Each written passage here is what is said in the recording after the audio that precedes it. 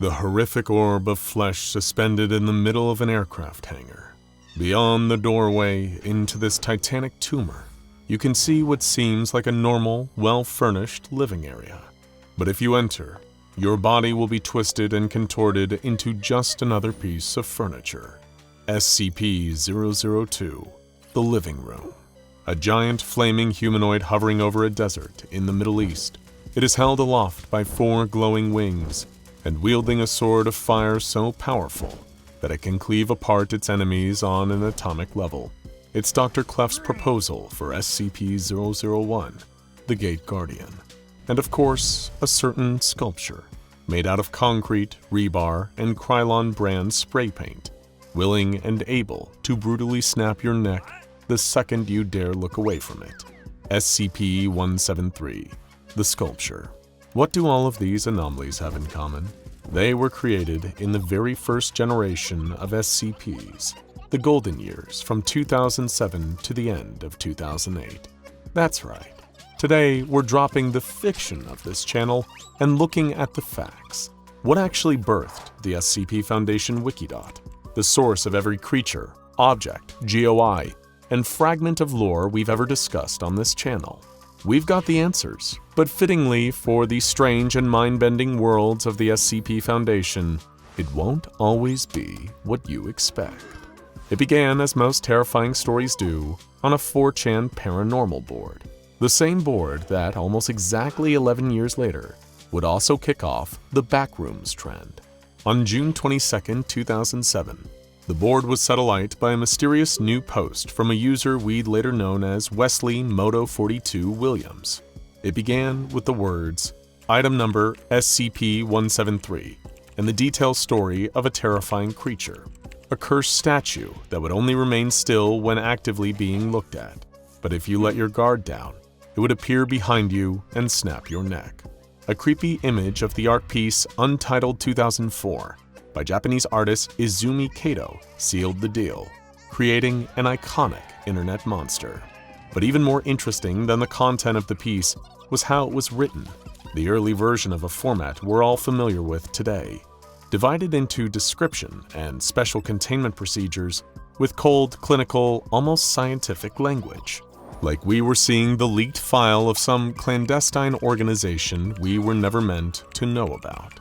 For the rest of 2007, SCP-173 was passed around as a standalone creepypasta, lurking in the dark shadows in the background of the World Wide Web.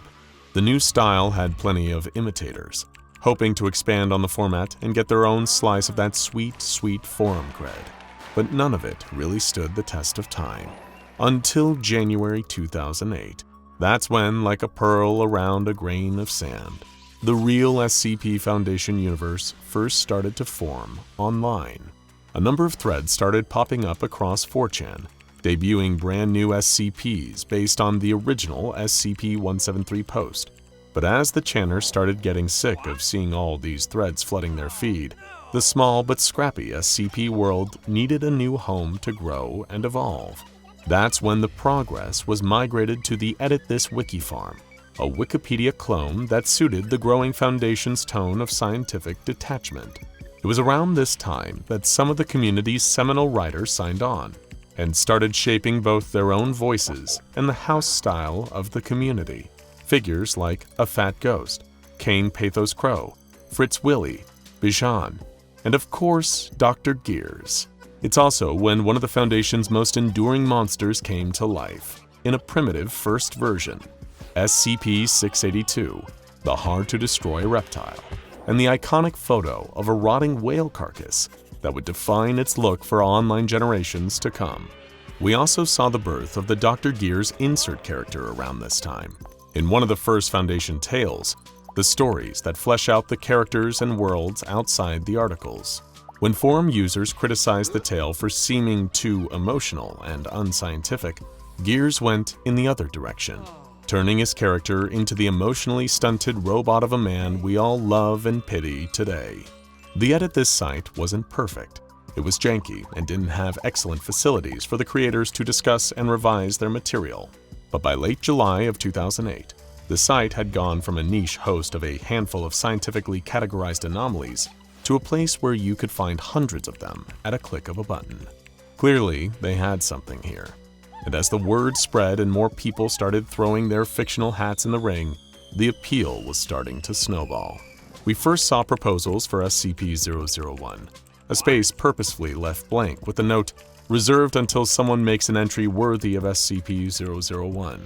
And to this day, it's remained a Joker origin story style multiple choice. We also saw the birth of the iconic and adorable Josie the Half-Cat, SCP-529. She was so popular, in fact, that her silhouette was the basis for one of the earliest ever SCP Foundation logos. Bet you didn't know that.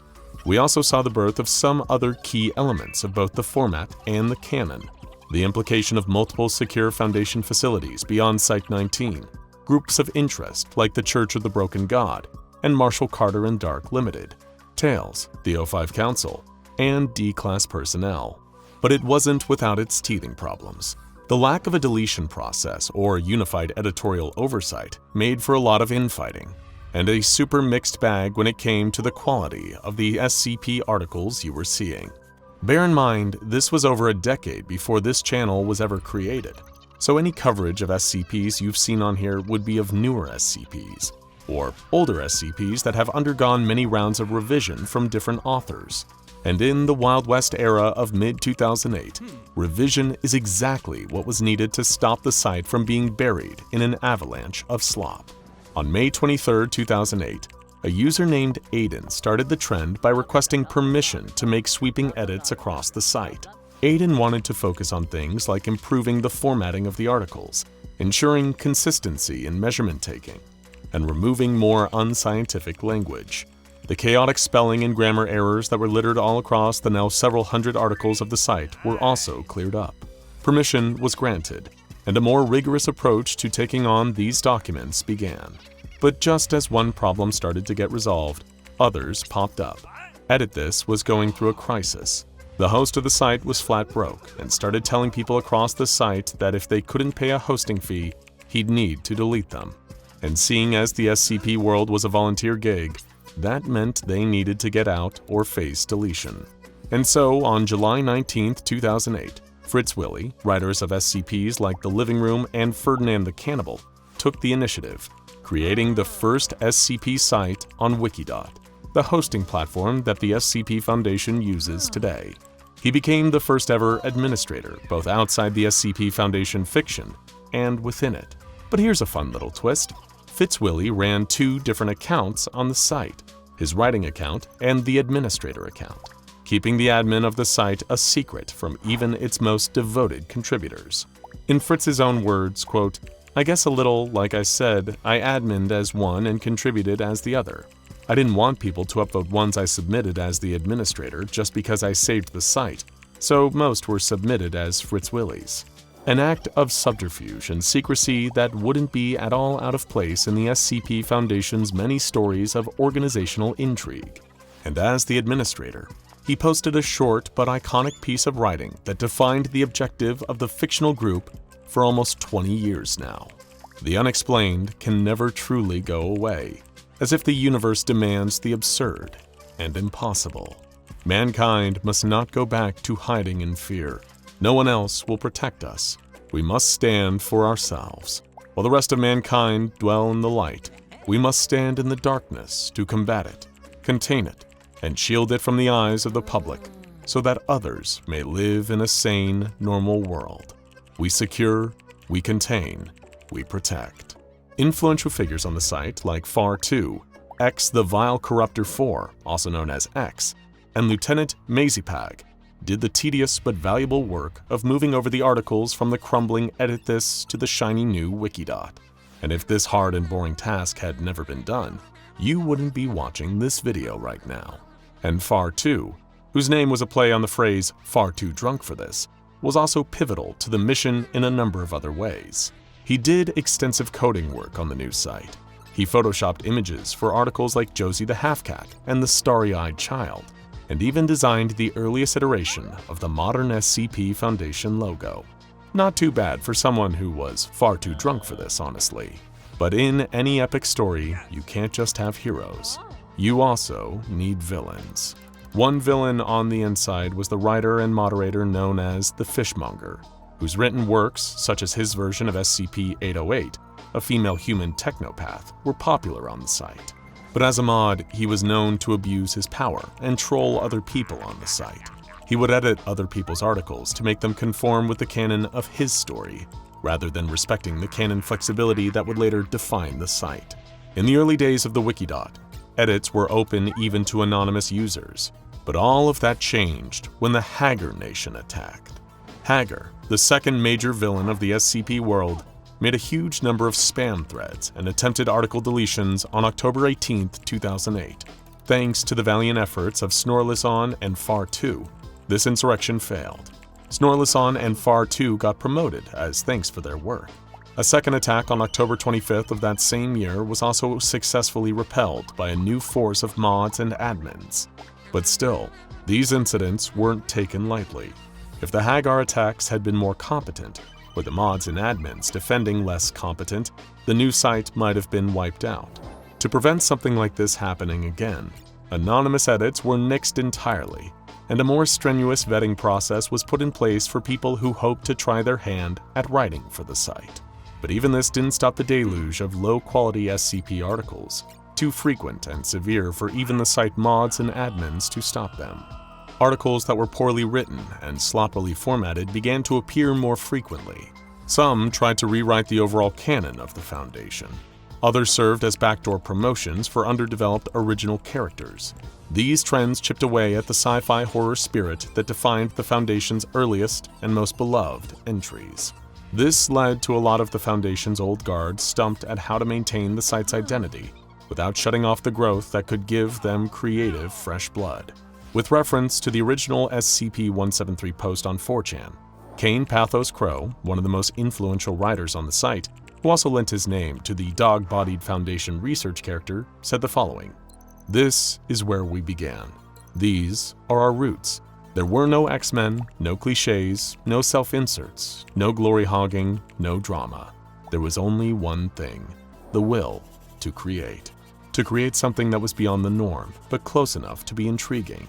True, we have become more structured, more informed, more thorough, but at what cost? This is where we were born, in that chaos where the ignorant were spurned, the immature ignored, the worthless cast aside, and the great gave way to what mattered: the post. But how do we reclaim this lost glory?" The answer to this grandiose question was answered by Dr. Gears, and it was an answer that wouldn't have seemed out of place coming from the mouth of the efficient, emotionless Dr. Gears character that he produced. My solution to the fail influx is simple and draconian. 1. Massive deletions. We have a ton of SCP items, and we could trim over a quarter of them with no issue. Free the number for someone else. 2. Stricter edits. If people ask you again and again to edit your work and you do nothing, be prepared to lose your article. If you don't want to be productive, we have other people who are. If your only response is, "Okay, you fix it then be prepared to lose your article to the editor." 3. Banning. If you are constantly a jerk / uncooperative / stupid / horrible at writing, we do not want you. If your SCP keeps getting downvoted / deleted, maybe you should be doing something else. In addition, a major issue appears to be users who have no idea what they are doing. Read entries, go over to the how-to page, read comments, look over the highest and lowest rated. Take at least a couple of weeks to get into things before you start trying to post. In short, we need to start acting more like the Foundation, a soulless, shadowy, bureaucratic entity with zero tolerance for mistakes, incompetence, or insubordination. One whose actions are carried out swiftly and without apology or explanation. And with this new sweeping paradigm shift, the SCP Foundation marched into the bold new world of 2009. But this is only the first chapter of the grand, sprawling SCP Foundation story. And if you'd like to hear the next stage, sound off in the comments. Now check out SCP Foundation Boss, the Administrator Explained, or Secret Group That Runs the World, SCP-05 Council Explained, for more.